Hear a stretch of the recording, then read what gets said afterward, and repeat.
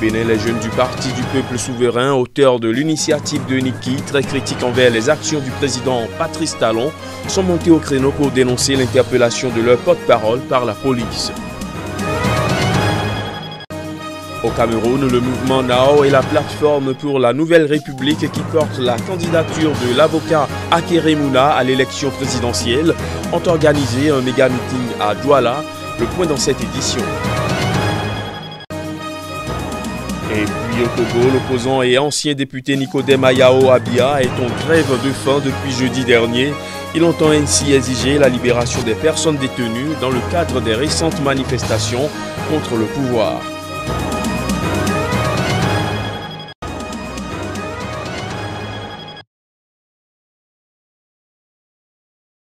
En arrêtant le camarade congolais, Patrice Talon est en train de tester la résistance, la capacité de résistance de la jeunesse béninoise. Et c'est là, nous lançons un appel pressant au gouvernement. Nous leur demandons de libérer le camarade. Nous n'avons pas élu Patrice Talon pour qu'il vienne régler les comptes de ses opposants. La jeunesse ne va pas accepter. Et pour cela, je dis, s'ils veulent emprisonner des jeunes comme Congolais, ils n'ont qu'à s'apprêter à construire des prisons dans presque tout le pays. Nous sommes prêts à aller en prison. Nous sommes prêts à payer le prix. Parce que pour un être humain, il n'y a rien de plus cher que l'amour de sa patrie. Nous avons découvert la mission de notre époque et nous allons assumer cette mission.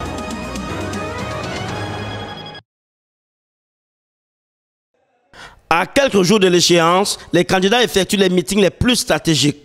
De retour du sud-ouest du Cameroun, le candidat Akere Mouna pose ses valises à Douala pour un méga meeting. C'est dans l'arrondissement de Douala 5e, précisément au stade de la cité Sikam devenu très célèbre depuis le passage du candidat Cabral Libi. Venus nombreux, hommes, femmes et jeunes ont honoré le rendez-vous. Vêtus de t-shirts aux couleurs du parti, ils sont venus porter leur libérateur. Ils veulent la paix, le progrès, mais surtout, ils veulent un autre président. À sa prise de parole, le candidat Akere Mouna va dévoiler les grands axes de son programme de société devant environ 2000 sympathisants de son mouvement. L'occasion ainsi donnée, l'homme politique a réaffirmé sa fermeté à vouloir tordre le cou à la corruption. Akere Mouna, pour finir, se dit très confiant pour la victoire au soir du 7 octobre en invitant ses partisans à opter pour le bulletin orange qui marquera une nouvelle ère, la Nouvelle République. Aujourd'hui, je m'engage à faire de sorte que nous puissions vivre dans un pays dont nous serons tous fiers. Grâce à Dieu, nous serons tous fiers le 7 octobre. C'est face à une foule des grands jours que les leaders des différentes formations politiques qui soutiennent la candidature d'Akere Mouna ont pris la parole tour à tour pour vanter le profil et le programme politique de leur candidat. Les gladiateurs de la Nouvelle République sont sur la place, comme vous l'avez confirmé. Ça veut dire que la Nouvelle République est en cours de télécharge. Plus nombreux que les autres, les jeunes sont venus porter les doléances aux candidats. Profitant de la présence de l'artiste Longa Longa et Coco Ateba, ils ont scandé leur vœu de liberté. Liberté, oui, mais emploi aussi.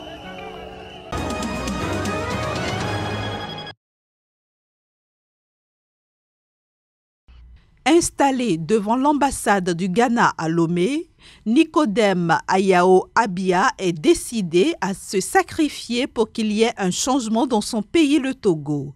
L'ancien député et président du parti Les Démocrates est en grève de la faim pour exiger notamment la libération des personnes détenues dans le cadre des manifestations contre le pouvoir qui avaient commencé il y a tout juste 1 an au Togo.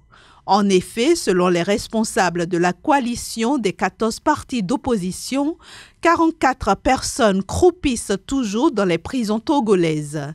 Des personnes dont la situation sera examinée au cas par cas, au dire du ministre de la Justice.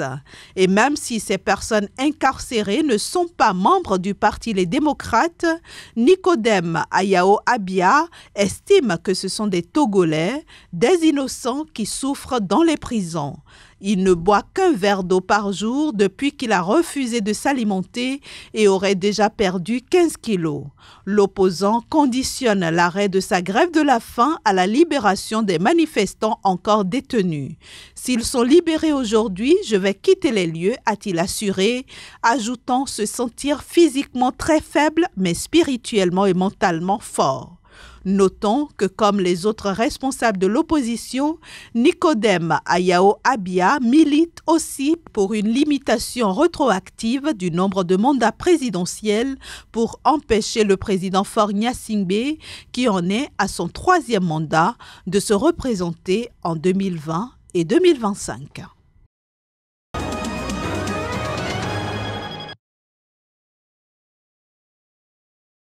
La médiation pour une paix en Centrafrique relève de l'Union africaine. Ainsi s'exprimait le président centrafricain qui juge que l'implication récente de la Russie dans des pourparlers avec des groupes armés n'avait qu'un but de facilitation. Selon Faustin Archange Touadéra, un appui fort a été donné à l'initiative africaine pour la paix et la réconciliation en République centrafricaine qui fédère toutes les initiatives et qui a le soutien du gouvernement et du peuple centrafricain. Fin août, Moscou avait en effet réuni chez son allié soudanais à Khartoum 4 des principaux groupes armés pour y signer une déclaration d'entente.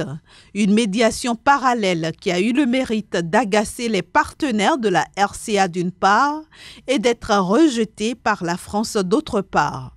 De son côté, la Commission Paix et Sécurité de l'Union africaine soutient que les efforts notés à Khartoum sont complémentaires et ne sauraient remplacer l'initiative africaine. Selon cette instance, seule l'initiative africaine a le pouvoir de fédérer tous les efforts devant permettre aux groupes armés de signer un accord de paix avec le gouvernement, également de remettre leurs armes et de s'intégrer dans l'effort de développement de la Centrafrique. Un pays embourbé dans un conflit meurtrier depuis 6 ans, il est partagé par des groupes armés entraînant le déplacement de plus d'un quart de ses 4,5 millions d'habitants.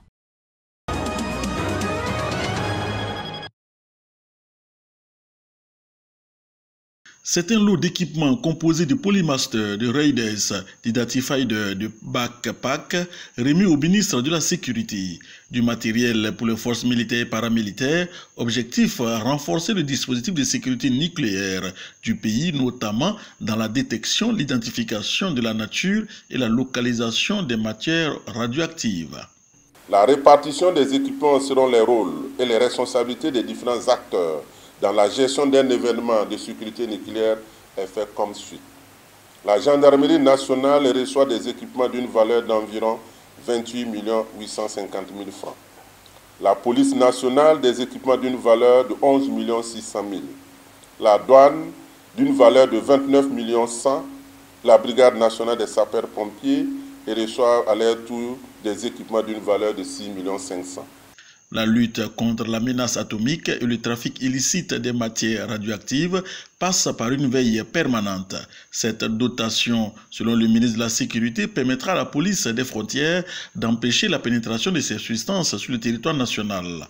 Et en cas d'exposition, le matériel pourrait être utilisé par les forces de défense et de sécurité intérieure pour se protéger contre d'éventuelles fuites de substances radioactives. La menace dans l'utilisation d'éléments radioactifs n'est pas loin de nous. Elle peut à tout moment survenir par suite de la manipulation de certains matériels. Rappelons que ce don de l'autorité nationale de la radioprotection et de la sûreté nucléaire entre dans le cadre de la mise en œuvre du plan intégré d'appui en matière de sécurité nucléaire adopté par le Burkina Faso en 2011 avec le soutien de l'Agence internationale de l'énergie atomique AUEA.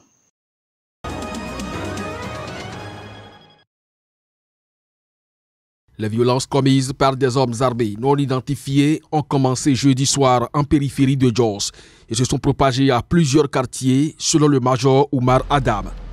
Aucune arrestation n'a pour l'instant eu lieu, Mais ces violences pourraient avoir été commises en représailles à de récents incidents ayant opposé éleveurs et agriculteurs dans la zone, selon le major Adam. L'État du plateau a décrété vendredi un couvre-feu nocturne dans plusieurs quartiers de Jos jusqu'à nouvel ordre. Jos, capitale de l'État central du plateau avec environ 1 million d'habitants, a été confronté à de nombreux épisodes de violence ces dernières décennies. Le plateau est situé au cœur de la ceinture centrale du Nigeria, point de rencontre entre un nord majoritairement musulman et un sud principalement chrétien. Cette région est régulièrement en proie aux tensions ethniques et religieuses entre communautés d'agriculteurs chrétiens dites indigènes et éleveurs nomades musulmans.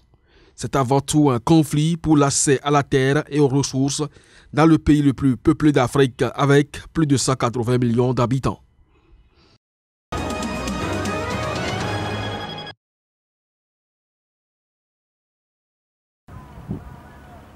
Le lieu de culte a été équipé de 140 panneaux solaires en début d'année. Ceci lui permet de produire près de 44 kW pour un coût de 45 700 $. Cela suffit à alimenter la mosquée d'une capacité de 1500 fidèles qui utilise jusqu'à 50 climatiseurs, 35 ventilateurs, plus de 120 lampes, 32 caméras ainsi que des microphones. Ce lieu de culte compte parmi les 380 mosquées et églises équipées de panneaux solaires dans le royaume, selon le ministère de l'Énergie. Avant, je payais 12 à 13 000 dinars par an de facture d'électricité, soit 2 500 à 3 500 € environ, lors des saisons de forte chaleur ou de grand froid. À présent, ma facture s'est réduite, elle est quasiment nulle. Aujourd'hui et 6 ans après l'adoption de la loi de l'énergie renouvelable en 2013, nous possédons 800 MW de capacité de production grâce à ces ressources, dont 600 MW de solaire et 200 MW d'éolien, et ces 800 MW sont équivalents à 1 milliard d'importations énergétiques. Aujourd'hui, l'énergie solaire représente 7% de l'énergie consommée en Jordanie. D'ici fin 2019, nous tablons sur une production d'environ 1500 MW en énergie renouvelable avec près de 2,3 milliards de dollars d'investissement étrangers. La Jordanie, qui importe 98% de son pétrole et s'appuie de longue date sur les énergies fossiles pour exploiter ses centrales électriques, s'efforce de réduire sa dépendance à l'or noir grâce aux énergies propres. Cependant, le chemin de l'indépendance énergétique reste long.